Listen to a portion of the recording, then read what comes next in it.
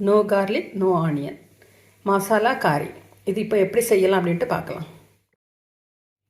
இந்த மசாலா காரி பாருங்கள்.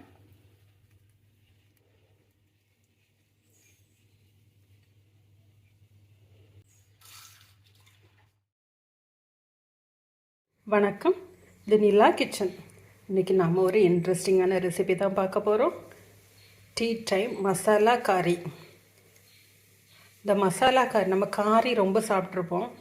இது வந்து ஒரு பொட்டேட்டோ மசாலா வச்சு நம்ம செய்திருக்கோம். இது இப்போ எப்படி செய்யலாம் அப்படின்னு சொல்லிட்டு பார்க்கலாம். அதுக்கு முன்னாடி எல்லாருமே நம்ம சேனலை சப்ஸ்கிரைப் பண்ணிவிடுங்க, லைக் பண்ணுங்கள், ஷேர் பண்ணுங்கள், கமெண்ட் பண்ணுங்கள். நோ கார்லிக் நோ ஆனியன் செய்யலாமா? 1 கப் மைதா, 1/2 டீஸ்பூன் உப்பு, 1 டீஸ்பூன் ஆயில் இது விட்டு லைட்டாக பிசைஞ்சிடலாம். உப்பு ஆயில் சேர்க்கச்சில் என்றைக்குமே ட்ரை ஆகிட்டு மிக்ஸ் பண்ணிவிடுங்க. அதுக்கப்புறமா வாட்டரோ எதுவும் ஆட் பண்ணுங்கள், லிக்விடு. அப்போ ஈவனாக வந்து உங்களுக்கு படுறதுக்கு நல்லாயிருக்கும்.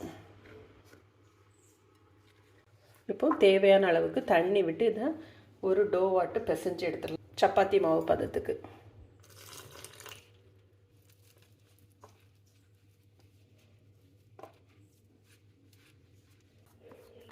மாவு இது போல் நல்லா சாஃப்டாக பிசைஞ்சு எடுத்தாச்சு. 10 நிமிஷம் ரெஸ்ட் பண்ணி விட்டுலாம். இதுக்கு தேவையான நம்ம மசாலா வந்து ரெடி பண்ணிடலாம். அது அப்படி இருக்கட்டும். 2 உருளைக்கிழங்கு வேக வச்சு எடுத்துருக்கு. தோல் எடுத்துடலாம். தோல் எடுத்துட்டு கட்டி இல்லாமல் மசிச்சு எடுக்கணும். 2 உருளைக்கிழங்கும் பொடிசாக துருவி எடுத்துடலாம்.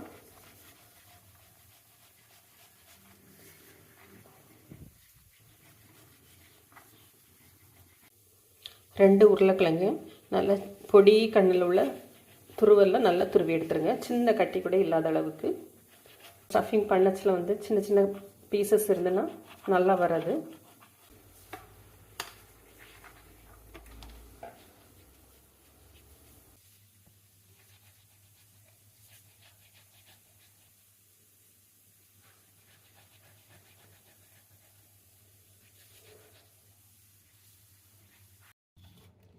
உருளைக்கிழங்கு எல்லாமே நல்லா மசிச்சு வச்சாச்சு.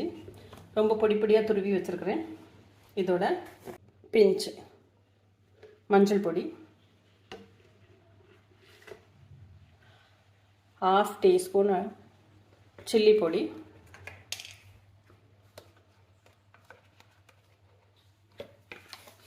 1/2 டீஸ்பூன் ஜீரகம்,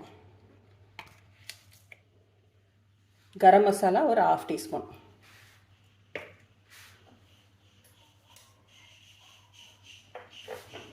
டேஸ்ட்டுக்கு உப்பு, சின்னதாக துருவின இஞ்சி 1/2 டீஸ்பூன் போடுங்க. ரொம்ப பொடியாட்டு கொத்தமல்லி இலையை நறுக்கி அதுவும் சேர்த்துடலாம். மசாலா எல்லாம் ஈவனாக மிக்ஸ் ஆகுற மாதிரி இதை வந்து பிசைஞ்சு எடுத்துக்கலாம்.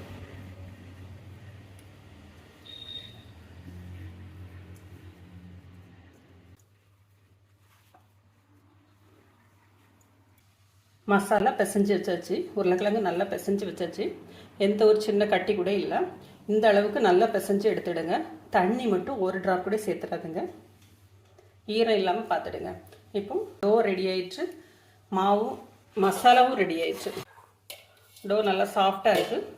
இப்போ இதை வந்து 2ஆக டிவைட் பண்ணிவிடுங்க. இதை வந்து திரட்டி எடுத்துக்கிடுவோம். மாவு டஸ்ட் பண்ணி இதை வந்து மெல்லு சாட்டு திரட்டி எடுத்துருவோம்.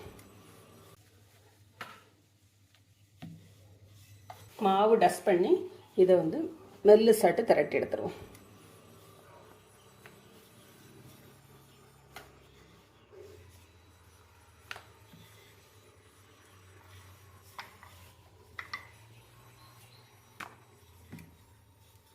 ரோட்டி வந்து நல்ல மெல்லு சாட்டு தட்டி எடுத்துருங்க. இதேமாரி எல்லாம் நம்ம ரெடி பண்ணி வச்சுருக்கேன். உருளைக்கிழங்கு மசாலா ஈவனாக ஸ்ப்ரெட் பண்ணுங்க எல்லா இடமும்.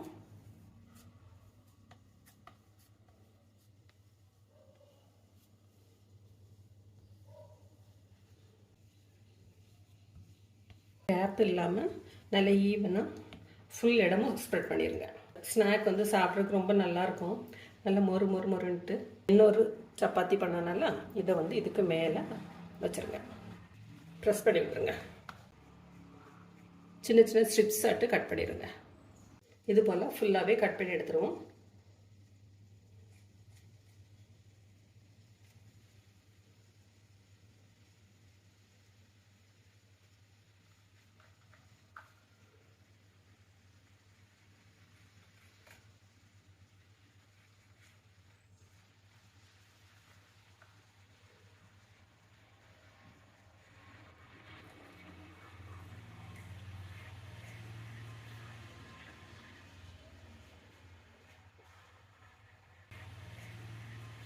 இதாக எடுத்துடுங்க. கொஞ்சம் தண்ணி விட்டுடலாம்.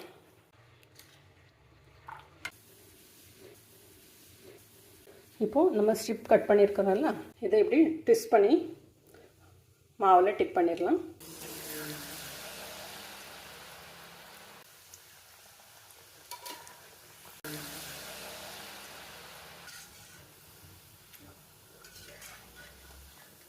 தெரியுதா?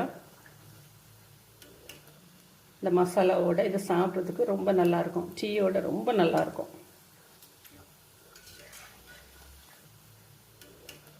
டேஸ்டியான மசாலா காரி ரெடி ஆயிடுச்சு. இதே போல் செஞ்சு பாருங்கள். செஞ்சு பார்த்துட்டு எப்படி இருக்குது அப்படின்னு சொல்லிட்டு ஃபீட்பேக் கொடுங்க. தேங்க்யூ.